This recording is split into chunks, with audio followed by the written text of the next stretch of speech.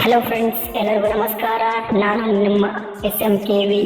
ಇವತ್ತು ನಾನು ನಮ್ಮ ಫ್ರೆಂಡ್ಸು ವಿವಿಪುರಂಗೆ ಫುಡ್ ಸ್ಟ್ರೀಟ್ಗೆ ಹೋಗ್ತಾ ಇದ್ದೀವಿ.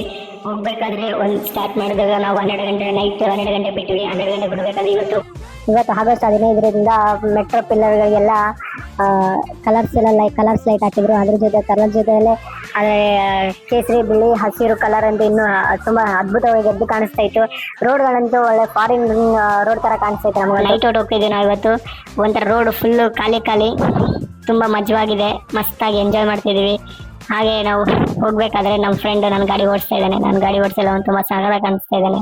ನೋಡಕ್ ಮಾತ್ರ ಕುದುರೆ ಓಡಿಸ್ದಂಗೆ ಅನ್ಸುತ್ತೆ ಫೀಲ್ ನನಗೆ. ಆ ತರ ಮಸ್ತಾಗಿ ಮಜಾ ಇರ್ತದ್ರಲ್ಲಿ. ಲೈಟಿಂಗ್, ವಿಧಾನಸೌಧದಲ್ಲಿ ಲೈಟಿಂಗ್ ಎಲ್ಲ ಚೆನ್ನಾಗಿ ಹಾಕ್ತಾರೆ. ಆದರೆ ನಾವು 12 ಗಂಟೆ ಮೇಲೆ ಹೋಗಿದ್ವಿ.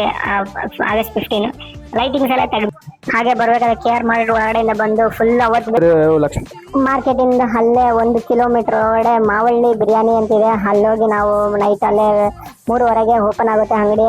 ಅಲ್ಲಿ ಮಾವಳ್ಳಿ ಬಿರಿಯಾನಿ ತಿನ್ಕೊಂಡು ವಾಪಸ್ ಮನೆಗೆ ಬಂದಿದ್ವಿ.